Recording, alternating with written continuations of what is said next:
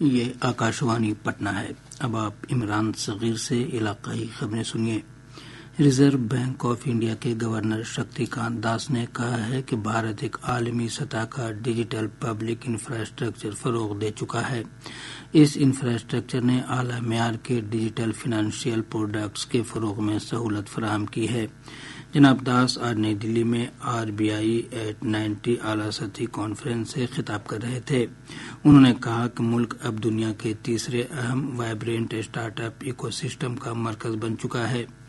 یہاں 1,40,000 سے زیادہ اسٹارٹ اپ اور 100 سے زیادہ یونیکارن ہیں۔ ڈیجیٹل کرنسی کے استعمال پر ریزرو بینک کے گورنر نے کہا کہ central bank digital currency CBDC بیرون ملک بلا رکاوٹ ادائیگی کے امکانات رکھتی ہے۔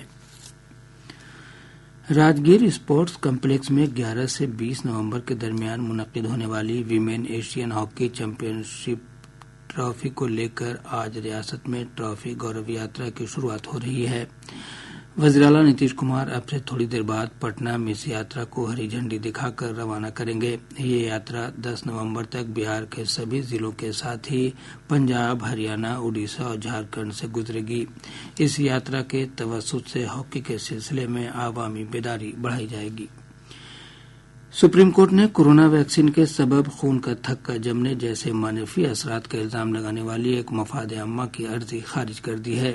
چیف جسٹس DY چندرچوڑ کی صدارت والی بینچ نے کہا کہ یہ عرضی صرف سنسنی پیدا کرنے کے لیے دائر کی گئی تھی۔ مرکزی حکومت نے مرکزی وزیر اور لوک جن شکتی پارٹی رام ولاس کے صدر چراغ پاسوان کی سیکورٹی بڑھا دی ہے۔ انہیں اب Z کیٹیگری کی سیکورٹی ملے گی۔ اب تک چراغ پاسوان کی سیکورٹی SSB کے ذمہ تھی۔ ریاست کے بیشتر حصوں میں موسم خشک بنا ہوا ہے۔ محکمہ موسمیات نے کہا ہے کہ اگلے 3 دنوں تک زیادہ سے زیادہ اور کم سے کم درجہ حرارت میں کسی خاص تبدیلی کا امکان نہیں ہے۔ محکمہ کے مطابق پچھوا ہوا کا اثر بڑھنے کے ساتھ ہی زیادہ سے زیادہ اور کم سے کم درجہ حرارت میں گراوٹ ہوگی۔ ادھر گزشتہ 24 گھنٹوں کے دوران 35.5 ڈگری زیادہ سے زیادہ درجہ حرارت کے ساتھ بیگوسرائے ریاست کا سب سے گرم مقام رہا۔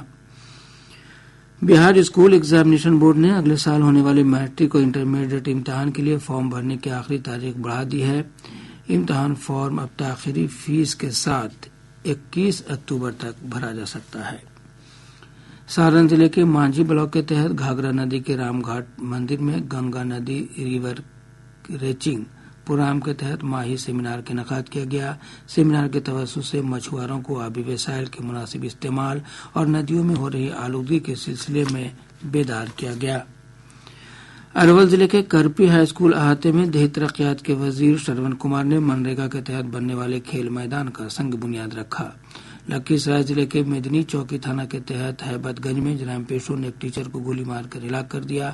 پولیس جرائم پیشوں کی گرفتاری کے لیے چھاپے ماری کر رہی ہے۔ پٹنہ کے دانا پور سے STF کی ٹیم نے شاطی جرائم پیشہ مکیش کو گرفتار کر لیا ہے۔ اس پر ضلع کے الگ الگ تھانوں میں قتل کے 5 سمیت درجنوں معاملے درج ہیں۔ نیپال کے چتون سے بھٹک کر ہاتھیوں کے ایک جھنڈ نے مغربی چمپارن ضلع کے والمیکی نگر سے متصل بیسہا گاؤں میں 1 ایکڑ میں لگی دھان اور کیلے کی فصل کو برباد کر دیا۔ جنگل کے عملوں اور مقامی لوگوں کی مدد سے ہاتھیوں کے جھنڈ کو بھگایا گیا۔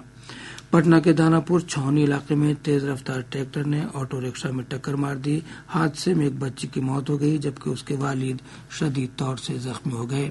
اس کے ساتھ ہی آکاشوانی پٹنہ سے علاقائی خبروں کا یہ بلیٹن ختم ہوا۔